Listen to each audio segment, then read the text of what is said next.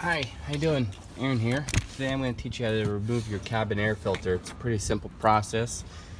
Basically, we're just going to have to remove one kick panel and your glove box here.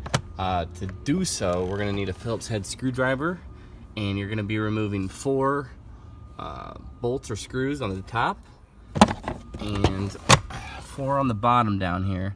I'm going to get a light so we can see a little bit better of what we're doing. But first thing is to remove all 8 bolts and keep them together.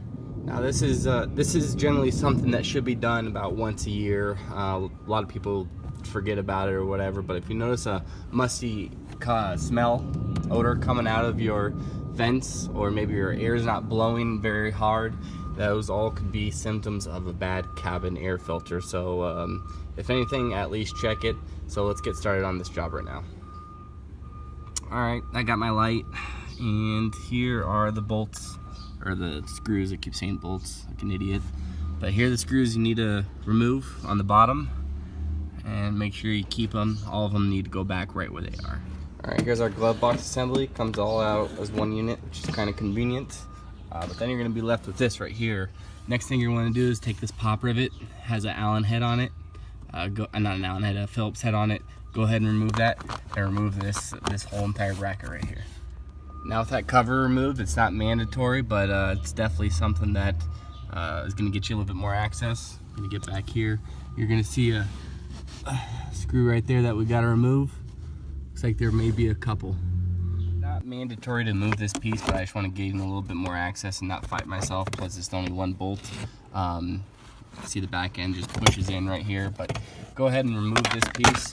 And now is when we're gonna have access to our cabin air filter. All right, so here's our cabin air filter access panel right here. What you're gonna wanna do is there's a tab at the bottom. You gotta have the tab come up and come out.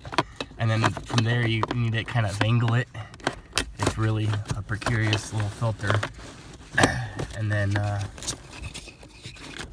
take it out from there. This one isn't too bad. I've seen dirtier, but we're gonna go ahead and replace it anyways.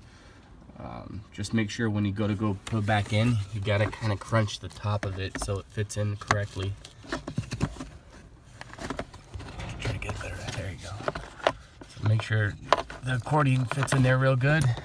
What's most important is you get your little hook in here, push it just like that, and that's about it.